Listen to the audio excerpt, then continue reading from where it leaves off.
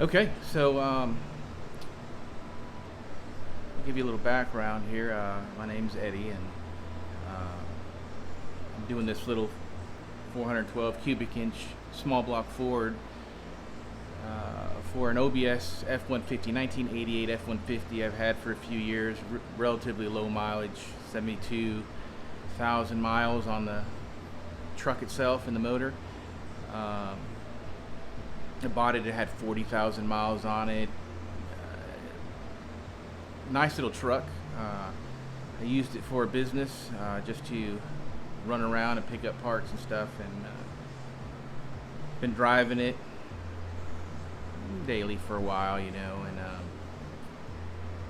I had a little Fox body Mustang. You've probably seen it on the pictures here. I've had several Fox body Mustangs, and used to amateurly race them,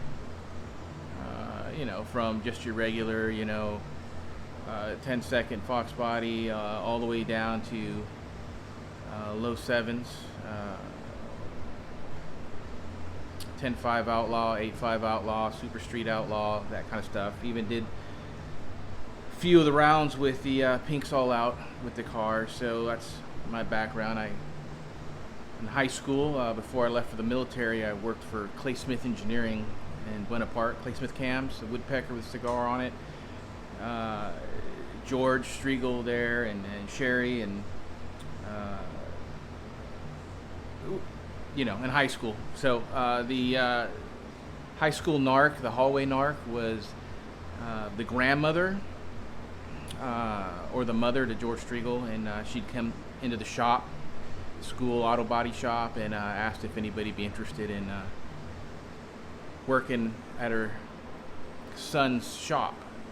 No mention of anything or the heritage of it or anything like that. Just if anybody'd be interested. And at first, my cousin went and worked there, and it wasn't his cup of tea.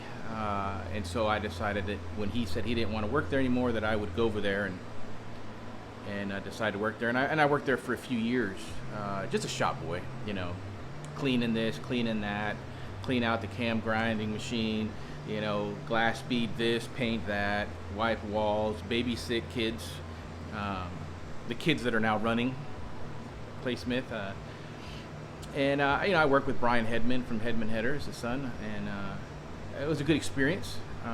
At the time, John Force was, before he started winning a lot of races, he was there at the shop a lot.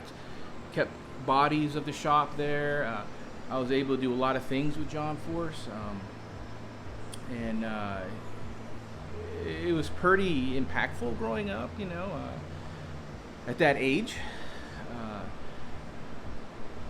Being able to be around these people, La Victoria Racing, a lot of the drag boats, drag racers, a lot of things. I had no idea really what I was in the middle of, and really had no concept of it. But once I graduated high school, I left for the military and did a career in the military, amongst other things too. And it wasn't until I was in the military that I realized, John Force started winning championships. Before that, he was sponsored by Jolly Rancher, and I just picked up Castrol, but it was a Coca-Cola car, and he was okay, and he's doing okay, and I knew he was a funny car dragster, but I really wasn't watching that. I was more into that street race scene in Southern Cal. But when I got into the military, there in the early 90s, he started winning champions after championships after championships. And then when I would tell people, hey, I know him. Yeah, I know John.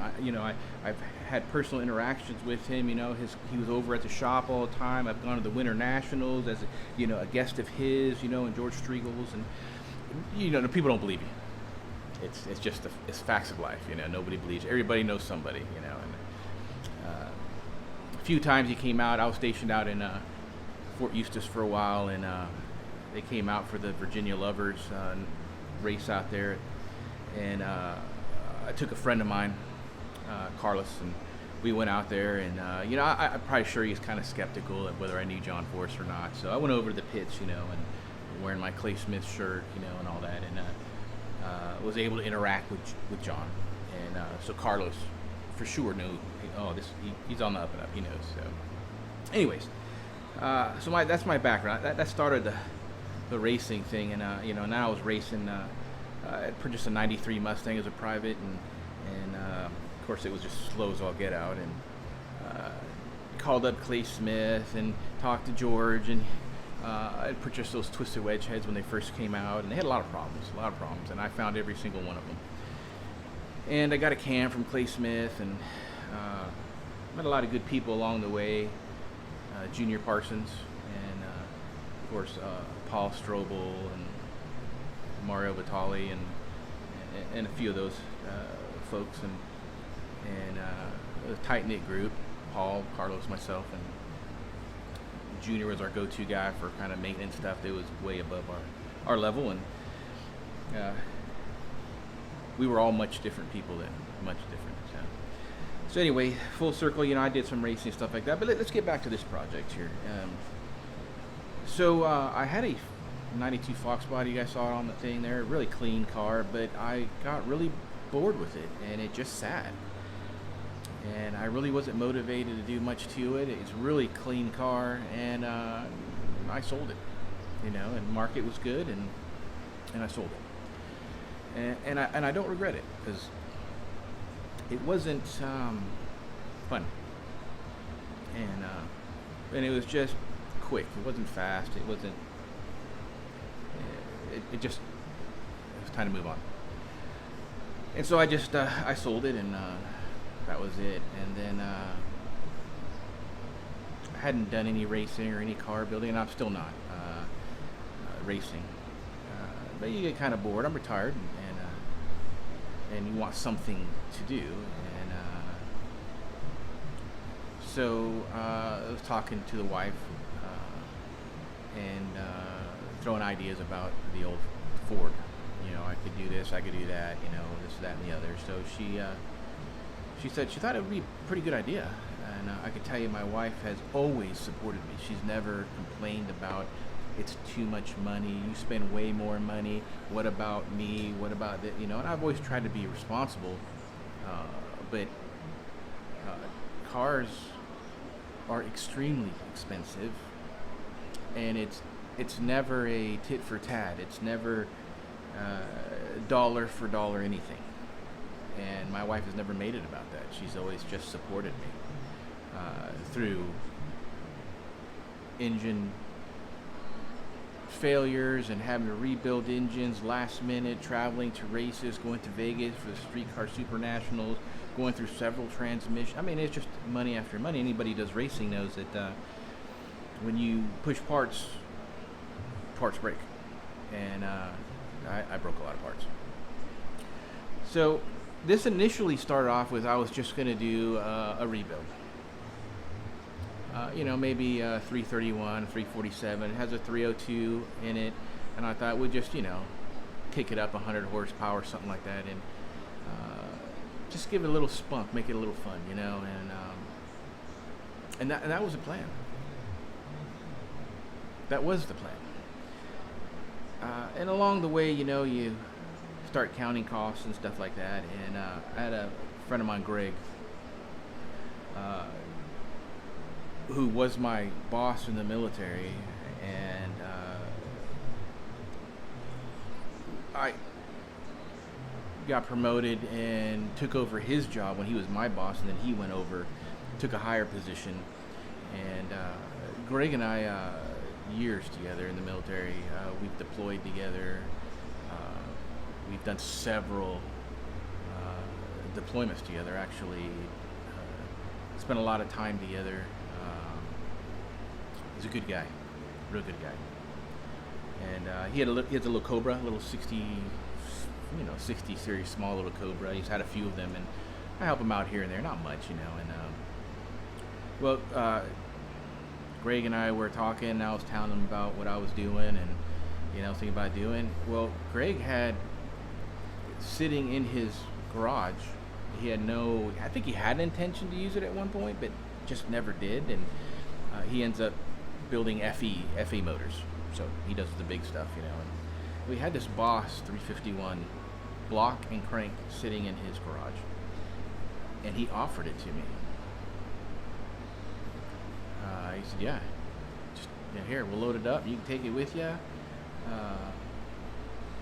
And that changed the direction of everything. So at that point, we went from a little stock rebuild with his old HO block that I had to a full-on 351 Windsor, and I thought it was a standard stroke Windsor, and it came with a crank. So I thought, it's just an SVO 351, or a Motorsports 351, and a stock stroke crankshaft, and we'd just build a 351 and make it real nice and hold a bit of power, maybe throw some gas on it, some juice, squeeze a little bit, and it'll be great. But upon doing some research and stuff and talking to some of the people on the forums and stuff, they informed me, no, that's not a stock stroke on the crank. Because, the crank was in the box, so I didn't decode the Eagle box or not. And it comes out, it's a stroke, 385 or something like that. And so now, again, it changed.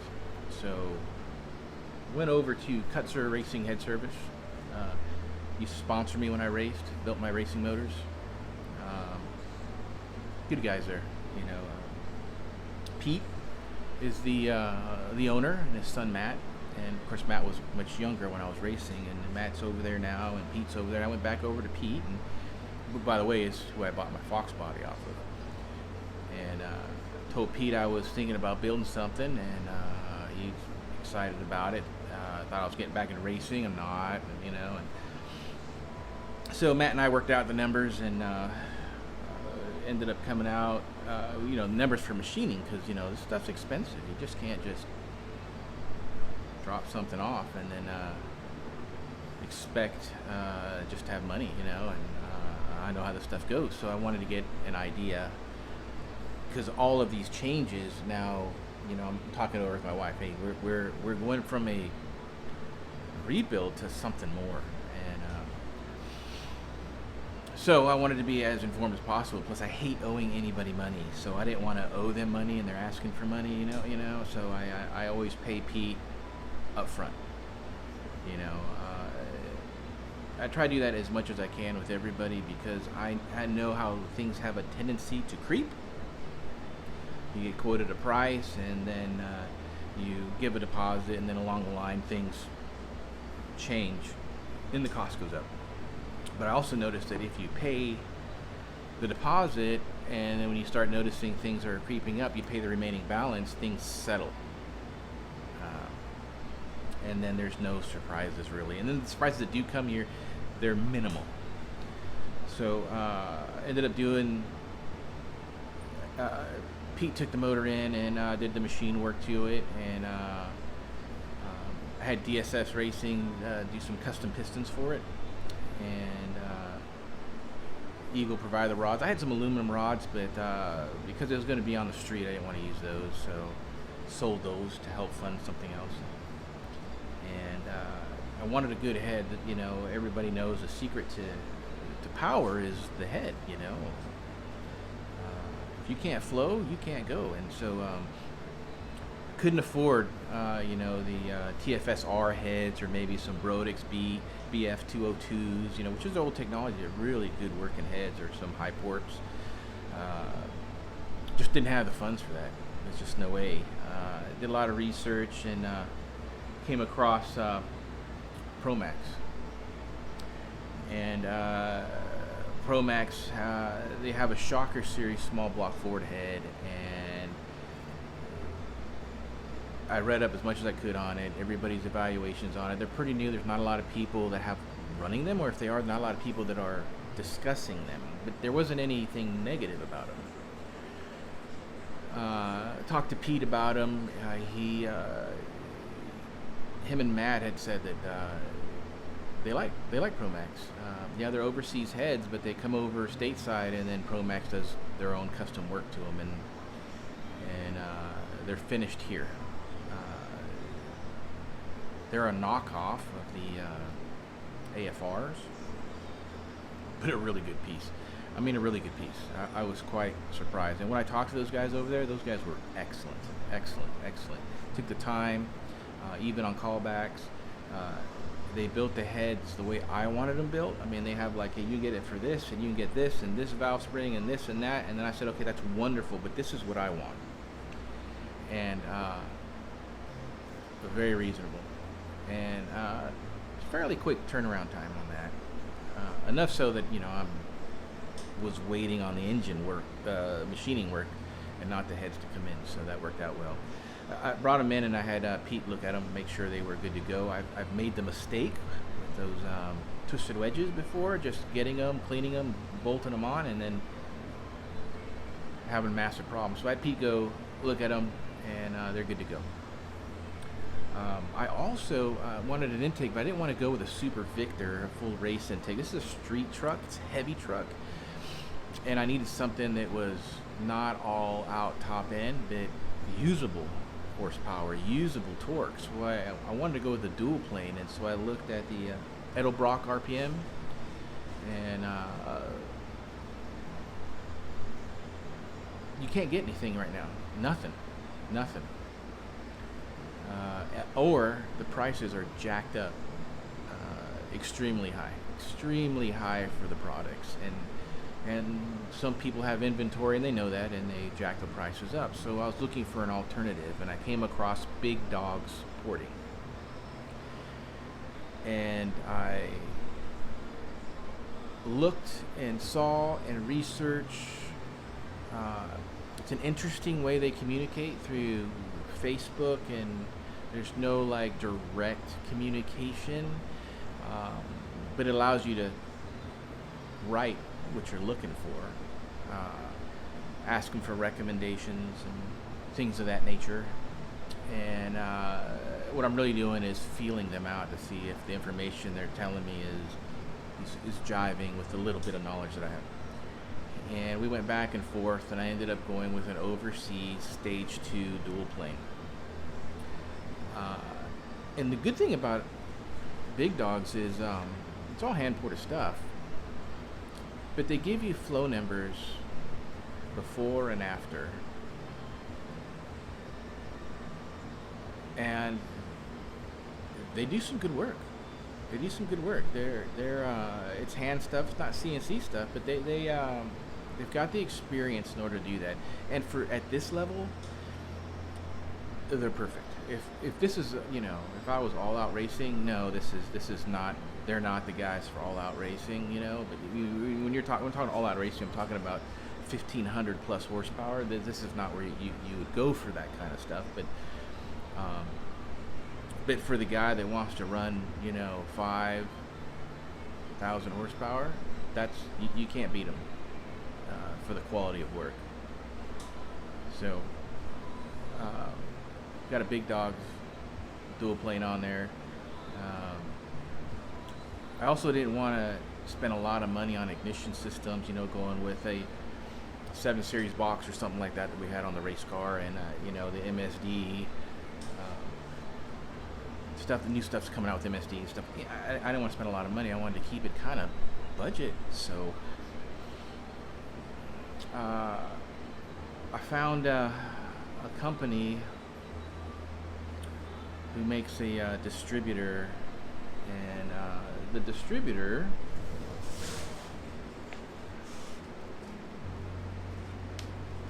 it's a nice piece. Progression Ignition, and it's an all-in-one piece, right? So you don't need a separate box, MSD box, nothing like that. It's all inside the distributor, and it's an electronic distributor. So there's no mechanical pieces inside. If you get a chance to look them up, you got a good deal. It's controlled with the iPhone or your iPad. You can control the timing, everything really. It gives you a picture of the map. It also can control the nitrous. So it's a very nice piece, and now all of these pieces are really nice, and we haven't really run the motor to find out. I mean, it's not in the car; it's just on the run stand. So, and yet it isn't broke in. Fired it up the other day, yesterday or day before yesterday, and only ran it for a few minutes. We had some oil leakage coming out the rear china walls, and some things I need to address before I actually, you know. So we're going to do that today. We're going to fire this thing up and wake the neighbors up, and they're all going to hate me, but whatever. So I've got some good stuff on here, some decent stuff. One of the things I did is I also tried out that Shark name.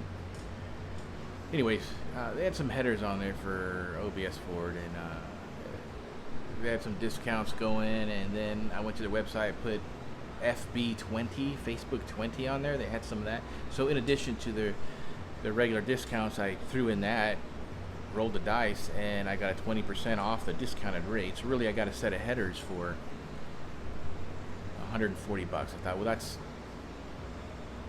that's a good gamble. Cooks makes headers for this. It's like a Lightning header, you know, but it's like $2,200, and there's just no way I'm going to pay $2,200 for a set of headers for a street truck. No way. And there's some other people that make headers, JBA, some other people, but they're shorties. I didn't want shorties. I wanted full length. And so I went with the Sharks. Here they are. Now it's a good looking piece. The quality seems very well. You know, look how thick the flanges are. I mean, those are some serious flanges. It's TIG welded on this side. I did have to do some modifications to them, as you can see here, to kind of gasket match them, because they just had some welds in here that were intruding into the flow, which would have caused a block. So I did that, and then obviously you can see here, it seems like this particular one, I don't know if anybody else had any problems with it, but the alignment was off. But once you get all those things, past all those things, and bolted them on, you see some pictures of the engine on the engine stand with these headers on it. One of the things I did run into, the first thing I ran into, is the clearance on the engine stand right there. You can see it right there. These headers were hitting where the engine mounts were for the engine stand. And so I had to do some modifications to that, box that in, cut some clearance, do stuff like that, and I did. You see, that's the starter side, right? Now the other side was fine. Everything cleared, it looked good, and everything, you know. And that's not to say it would have cleared inside the motor, inside the engine bay, but it cleared here. So once I cleared all that, I then bolted everything on, and there are some things you can buy. This guy on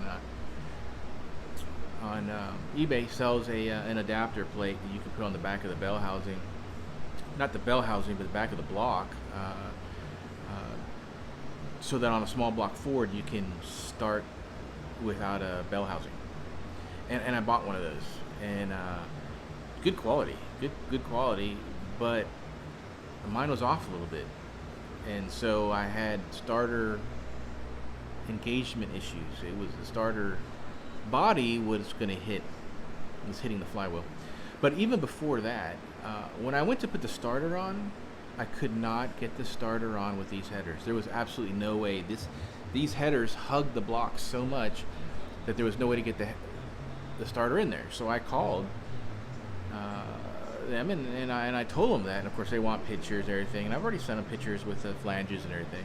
I sent them all the pictures and everything. I said, look, I think you gave me 302 headers, and I need Windsor headers with a taller deck. It's pushed everything in, and it took about 4 or 5 days of going back and forth, and then a weekend and the following week, and I contacted them again, you know, and they're like, look, we think you got a bad set, and so we're just going to refund your money. And so they refunded my money instead of sending me out another set of headers. So I'm back in that predicament. Nice little deal, though. Anyways.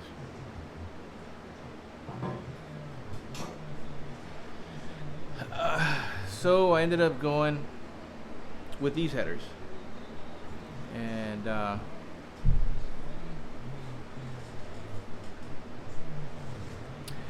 back to Hedman headers. Brian Hedman, but of course they've sold it years ago. So these are the Hedman headers. Got them from Jegs. Again, we have a stocking issue. Of course, these heads have square ports.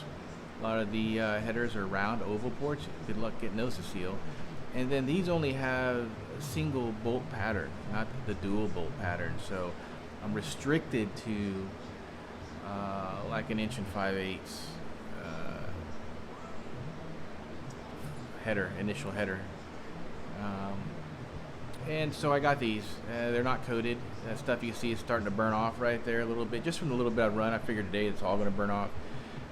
And so I'm going to put them in the glass beater and Cerakote them. So I don't have a glass beater, so I'm going to build one. So I'll probably make a video of that. I'm going to build one, and then I'm going to Cerakote them. In fact, I'm going to Cerakote the entire exhaust, and we'll probably do a video on that too. But once I got the right type of headers, as you can see, I have no clearance issues. No clearance issues with the mount, and no clearance issues with the starter. It almost goes to be, it was a waste of money, but it was worth rolling the dice, because what if they would have worked? Then I'm only at $140 some dollars, but I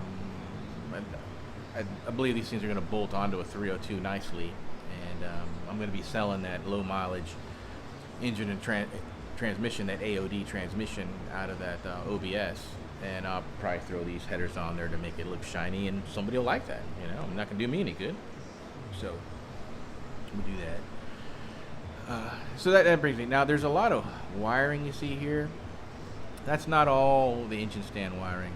I wanted to test the gauges out before I wired them up and put them into the truck.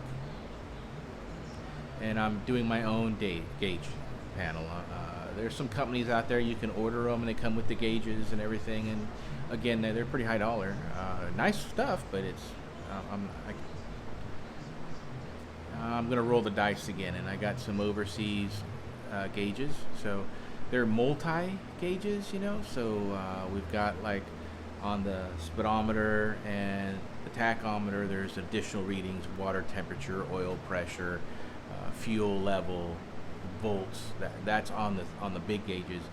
And then on the OBS 40, you have 4 smaller gauges. So on those, I got things that you would normally not have on a gauge pad. So like air fuel, vacuum, fuel pressure, transmission temperature gauges are going to be on those. And so I'm making my own custom deal. I don't have any film on that. I may start to do that a little bit. It's a lot of, test fits, cut new pieces, test fits.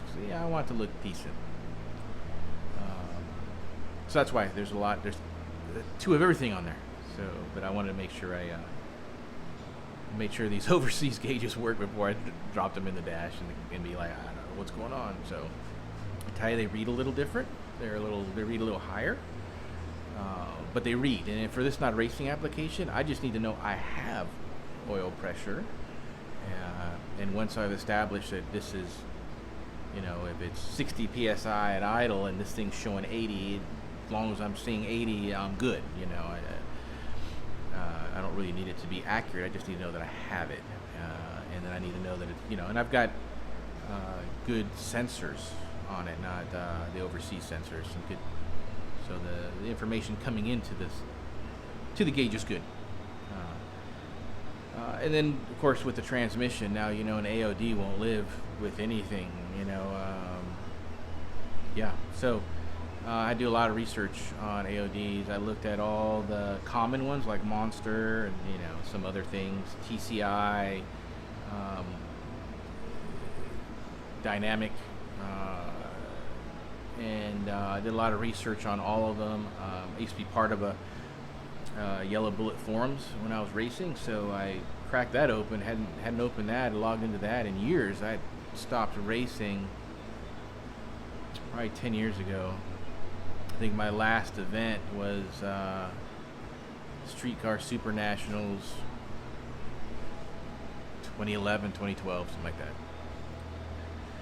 So, and then I started doing the research there, asking everybody about it, and I came across Freddie Brown FB transmission, and all the reviews from Freddie Brown were good. Nobody had anything but good things to say about Freddie. So, contacted Freddie, told him what I was doing, and he built the transmission right there. And they're out of New York, so don't hold that against them. That's the good part of New York, and they're on the outside. And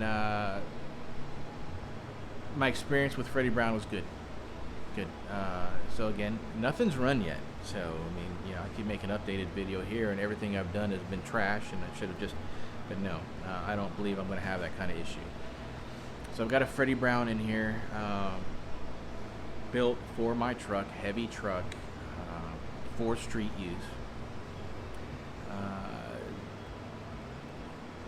Capable of 900 horsepower. I don't know what this motor will make. I'm sure it's north of 500, just shy of 6 probably.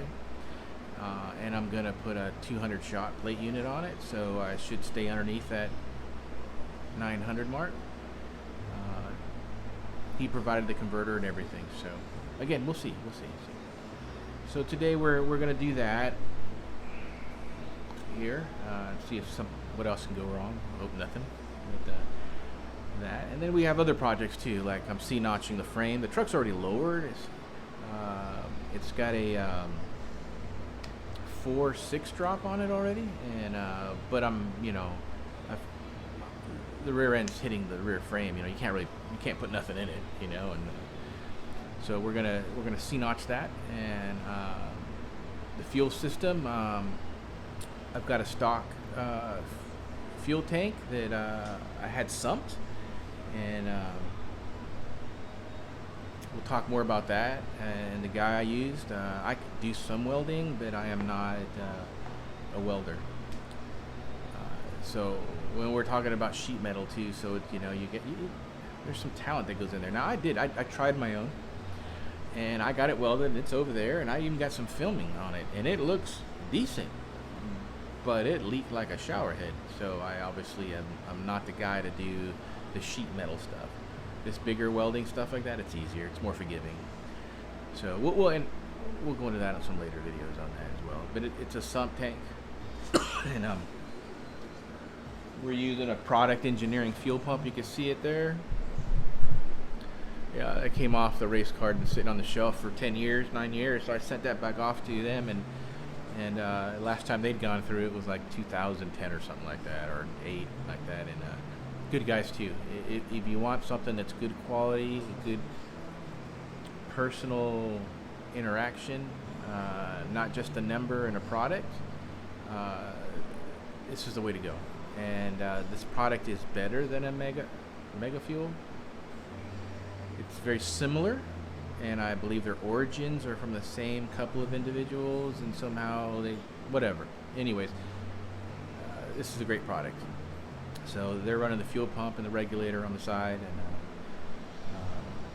quick turn time. I tried to use as much of the leftover stuff I had on the race car, but I sold all that stuff. Everything, the spare motors, everything. So turbos, nitrous, everything. So every once in a while you'll see some older things on here. But, so that's a little bit of the background on this. I'm also using the Edelbrock, new Edelbrock carburetor. Y'all see that up there?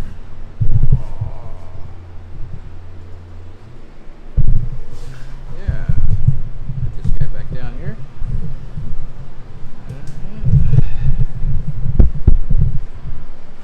So I've always tried stuff that's different than everybody else. I ran E85 back when people weren't really using E85. They really didn't understand E85, and there wasn't a lot of tech in E85, and I did a lot of learning and what E85 does, how it works, how it runs through a carburetor. There was a lot of general information, but not a lot of people doing it. And when I was doing it, I was one of very few people doing it. In fact, I didn't run anybody else running it when I was here at San Antonio Raceway doing a lot of racing. But I've kind of always done that, you know, kind of just done something different. And I saw this carburetor out there, and if you guys look at this, it's just got a lot of good, of good things to it, you know, and it has a TPS, it built in TPS, so there's no external things on a carburetor, because you know that that 4R70W right there, which is computer controlled, requires a TPS, and this thing has it built in. It doesn't look like it's funky. It's just it's a nice piece. It's a nice piece. And so we're running that. So we got a lot of stuff on here that is not too common, and I'm hoping that it all works out well. We got a nice camshaft in there from Comp, spec, and I told them what I wanted to do, and it's a decent cam. I mean, it's you know, in the 600s, and durations, it's split, but it's good. It's good duration. And, it's healthy. It's healthy. It's more street. It's more than a street and less than a race. So it's right there in the sweet spot. And yeah, there's some good stuff. Of course, if anybody has questions, stuff like that, you can just send it to me. I don't know if anybody's even gonna watch this. Besides my kids, they're my biggest fans, so they're my only followers. But it's just kind of a documentary stuff. I've never done anything like this. Never produced anything for myself. I worked at a church, and I did a lot of their sound and audio production. You know, I'm not going to do any of that kind of stuff here. This is an iPhone with a mic on it, on a tripod, and I'll do all the editing, if any editing, on the iPad, and put it out there. I'm not really into this stuff anyways, you know, but we figured we'd just talk about it and see what you guys thought. And yeah, that's a 38 minute video, so we'll probably run to 40 just to round it off. I'm going to fire this thing up today. Hopefully there's no leaks off the China wall. Overseas intake manifolds gave me a little bit of extra space on the rear China wall. Front China wall sealed, but the rear seat. And so hopefully we got that addressed. And we'll see where that goes with that. We'll have to set the timing. This distributor requires an initial 10 degrees on the crank, and then it does its thing, and then after that you can verify it, and we'll try to verify 10 degrees. And once we verify that, then the distributor at that point controls the timing, and you can do it on the fly, put in programs. So I'm cruising, you know, or I'm going to be very aggressive, and you just throw the timing curves in there. Very cool. And the same thing with the Quick Shift 4, you know, so that we're going to be wiring that up there too, and we'll probably make something about that as well. So yeah, let's see where we go here after this. Once I get this motor broke in and everything, then we'll push over the side, roll the big truck in here, and we'll pull the motor and trans out of that, and clean it all up, and start working on that wiring, taking the stock harness off it. I'm going to take all the EFI stuff off, everything, and then all the fuel systems, everything's going to come off it, and then we're going to put all new stuff in there, C-notch it, and yeah, we've got some Caltrax. We're putting some Caltrax on there, and I've got an Eaton Detroit locker going in there, and I haven't decided the gear. I have 410s, but I've got a really small Mustang tire on there. I took some wheels and tire packages off the Mustang that I had. I had a couple, and so I kept the set, and so the tires are really small for a Mustang. I mean, they're 285, 17 something, but they're, you know, they're not tall, and so I don't know if I'll go with the 410. Being I have a smaller tire, I may get away with the 373s. It's got 355s in it right now, but I think that's just too tall for a truck, and so we may go with the 373s. And so we'll be putting those in. We're putting those in over at A&M Automotive. Dave is a good friend of mine, and he lets me use his shop like it's my shop. His tool. I don't know why the guy likes me, but he's a great guy, a really good friend. I've been blessed with some really good friends, and yeah. So we'll be doing a video over there of us putting those gears in, and I think I'll be doing the cow tracks here, and then we'll go over there, Dave's shop, and we'll put the gears and the Eaton and do all that kind of stuff over there. And you guys get to meet Dave. Special thanks goes out to Pete and Matt at Kutzer. Of course, Greg the man Herlichka. And then, of course, Dave. Dave's been a real big help. Freddie Brown, guys over at Comp, Big Dogs. You know, a lot of guys. Just a bunch of good people out there. From the distributor to the fuel pump. There's good people out there. Good, honest people. And that's so extremely hard to find. So let's get to it.